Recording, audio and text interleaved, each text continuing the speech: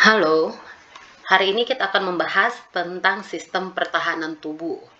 Nah, apa sih sistem pertahanan tubuh itu? Jadi, ketika ada virus, ada patogen yang menyerang tubuh, nah, si virus sama si patogen itu akan berhadapan dengan yang namanya sistem pertahanan tubuh ini. Sistem pertahanan tubuh itu tidak sama dengan yang namanya kekebalan tubuh.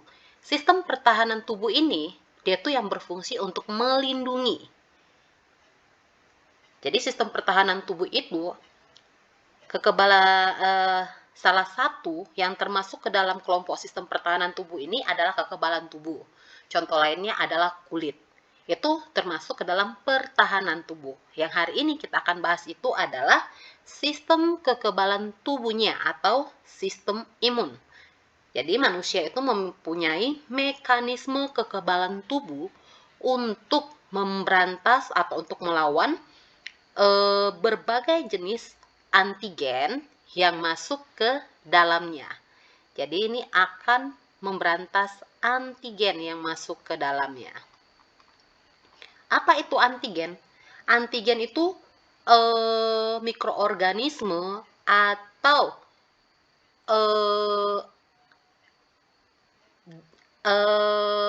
partikel yang bisa menimbulkan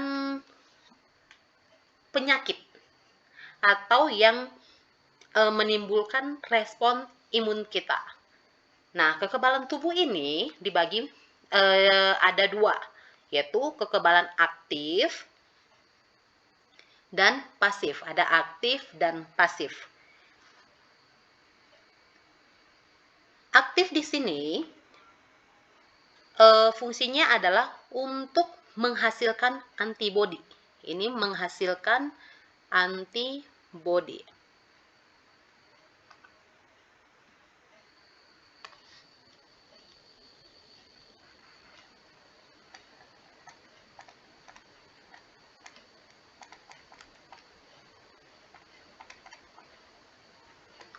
Yang aktif dibagi menjadi dua, ada alami dan ada yang buatan. Alami ini yang alami itu adalah kekebalan tubuh yang akan terbentuk setelah sakit. Ini akan terbentuk setelah sakit.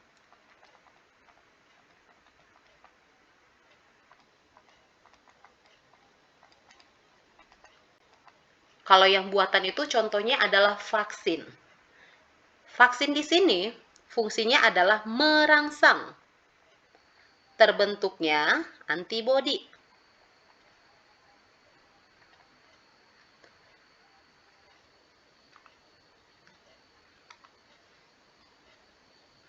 Contohnya itu bisa kita lihat dalam kehidupan kita sehari-hari adalah polio. Polio itu berfungsi untuk penyakit polio. Contoh lainnya ada virus DPT, bukan virus vaksin, DPT. Ini untuk difteri. Ini adalah vaksin. Nah, ini nanti kerjanya sama seperti kayak kerja sel T-memory.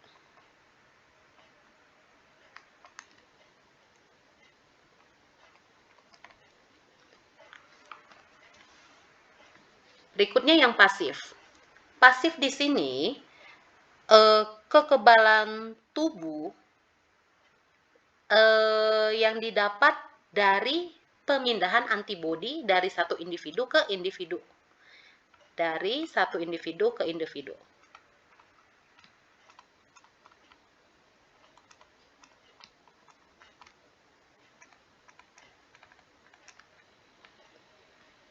Di sini dibagi dua juga, ada alami dan ada yang buatan. Contoh yang alami itu adalah ASI. Jadi yang di sini yang alami ini bukan dari tubuh sendiri diproduksinya. Contohnya adalah ASI. ASI ini didapatkan bayi dari ibu. Jadi di sini ASI ya contohnya untuk kekebalan tubuh pasif. Selain ASI, misalnya hubungan ibu dengan bayinya ketika di dalam kandungan, itu banyak antibodi yang diberikan ibu ke janinnya melalui plasenta. Berikutnya ada yang namanya buatan. Di sini contohnya serum. Serum ini adalah antibodi yang sudah diuji cobakan.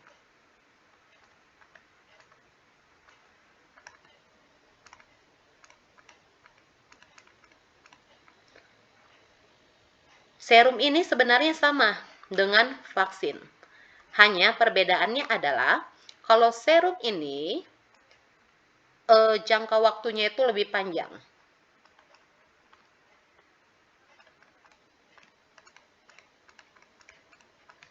Sedangkan yang vaksin jangka waktunya ini lebih singkat atau pendek. Lebih singkat atau pendek. Nah, ini adalah bakteri, ini adalah virus. Ketika mereka mau menyerang tubuh kita, dia akan melawan atau menghadapi si kekebalan tubuh ini.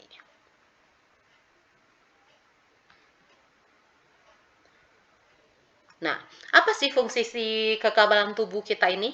Fungsinya yang paling utama itu sebenarnya adalah patroli. Patroli benda asing yang ada di tubuh kita, yang masuk di dalam tubuh kita. Jadi sebenarnya tugas utamanya adalah patroli.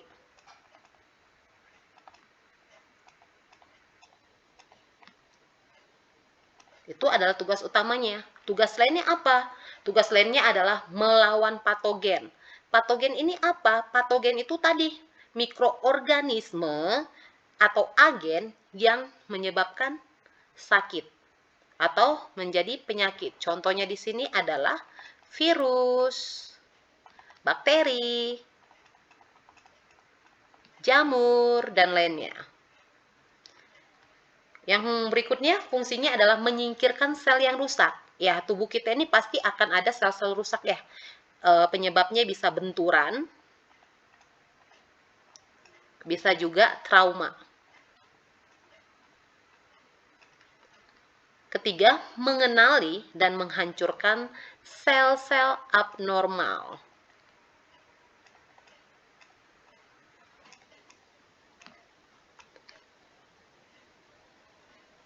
Ya, contohnya kita bisa tahu, bisa lihat, yaitu adalah kanker. Kalau sasaran utama dari kekebalan tubuh ini adalah virus. Yang kedua, bakteri. Bakteri ini berupa sel. Dia masuk akan dihancurkan. Kalau virus ini, virus berupa RNA atau DNA. Nah, ketika si virus ini menyerang yang namanya sel ini menjadi tidak normal. Dan dia harus dihancurkan atau harus merusak dirinya. Kita lanjut berikutnya.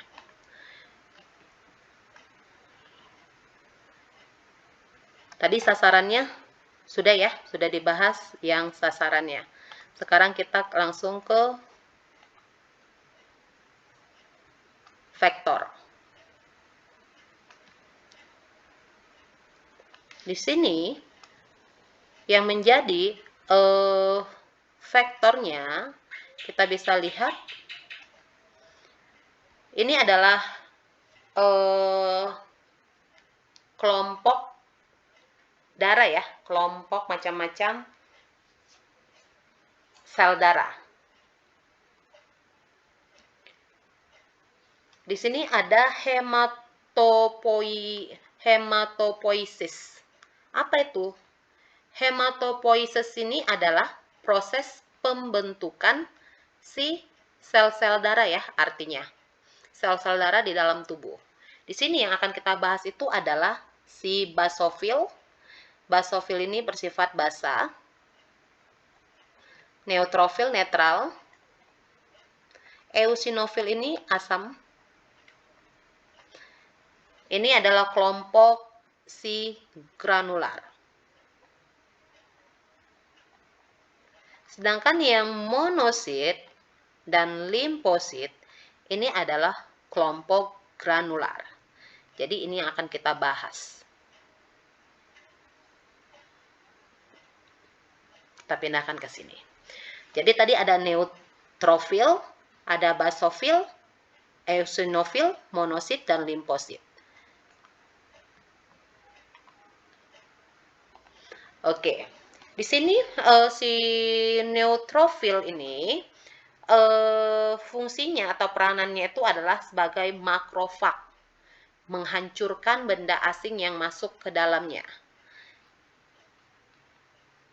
Yang berikutnya si eosinofil tadi, ini fungsinya adalah bertugas menangani parasit. Basofil itu alergi. Kalau monosit itu adalah makrofag, sama seperti si neutrofil. Tapi di sini dia si monosit ini artinya apa bedanya dengan si makrofag? Monosit ini ketika dia masih di dalam jaringan. Ketika dia sudah ada di luar jaringan, monosit itu namanya jadi makrofag. Nah, yang keempat ini masuk ke dalam kekebalan tubuh non-spesifik. Apa itu non-spesifik? Nanti akan kita bahas. Selanjutnya kita mau bahas limfosit. Nah, limfosit di sini dia berperan sebagai kekebalan tubuh spesifik. Kita bahas nanti itu.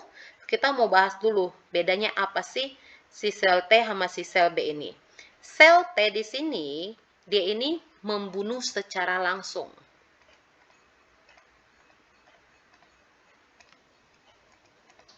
Secara langsung. Sedangkan si sel B ini tidak membunuh secara langsung.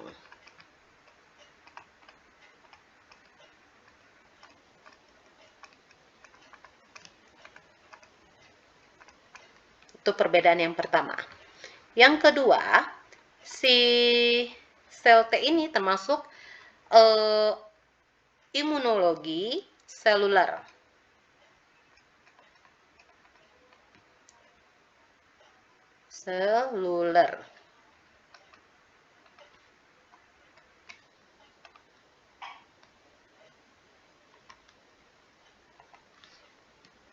Seluler, sedangkan yang sel B ini merupakan imunitas atau imunologi humoral.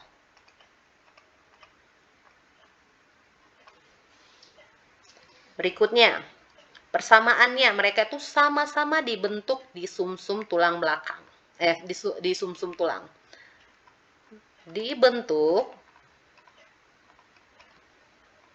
di sumsum tulang. Yang ini juga sama. Bedanya apa? Yang ini dibentuk di sumsum tulang, pematangannya di timus. Pematangannya di kelenjar timus.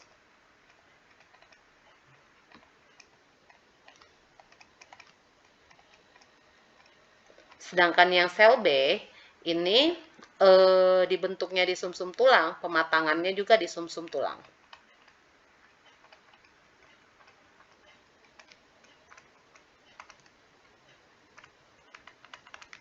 Di sumsum tulang. Ini adalah perbedaannya si sel T dan si sel B. Persamaan lainnya apa? Sel T dan sel B ini sama-sama memiliki sel memori.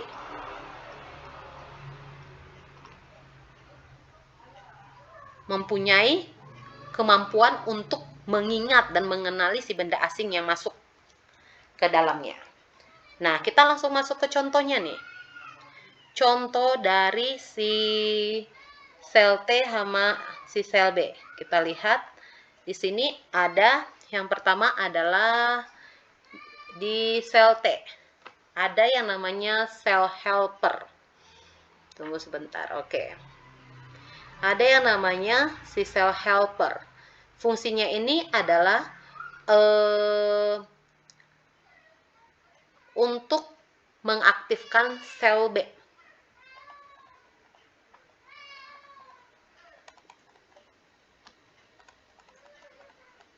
Terus juga untuk proses replikasi. Terus ada sel T sitotoksik. Fungsinya ini adalah penghancur virus dan sel kanker.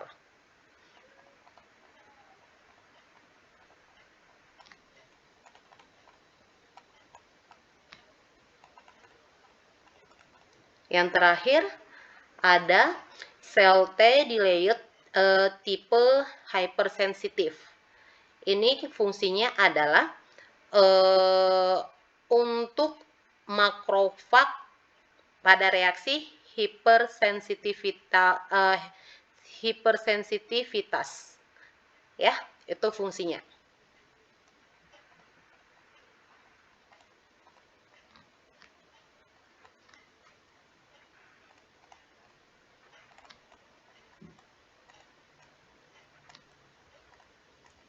Oke, kita pindah ke contohnya si sel B. Di sini ada 5, ada imunoglobulin D, M, E, dan A. Peranannya pasti berbeda. Di sini kita bahas pertama yang D. Yang D ini fungsinya adalah merangsang pembentukan antibodi.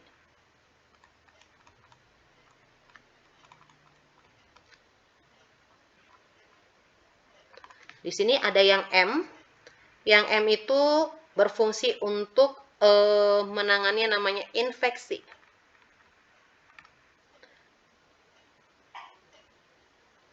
Kalau yang G itu fungsinya adalah kekebalan pada janin. Dari ibu pastinya ya, melalui plasenta. Terus yang E ini fungsinya buat apa? Ini adalah reaksi alergi. Kalau yang A, ini untuk mencegah kematian pada bayi.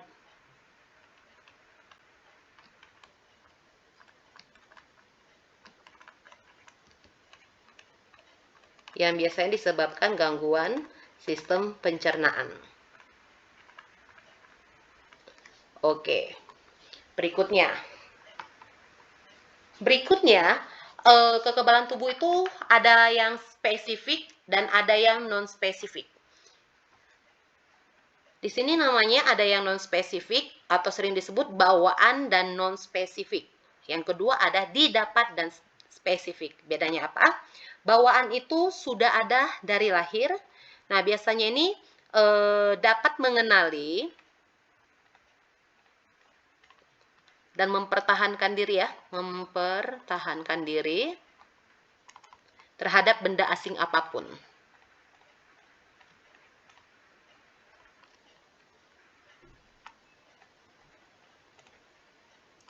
Kalau yang didapat dan spesifik ini dibentuk saat ada patogen, saat kita sudah diserang. Nah, ini bersifat spesifik. Artinya hanya dapat melawan virus tertentu. Virus atau bakteri tertentu.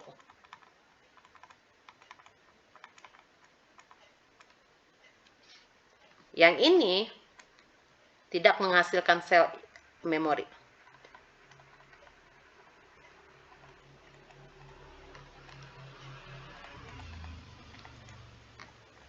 Yang ini menghasilkan sel memori.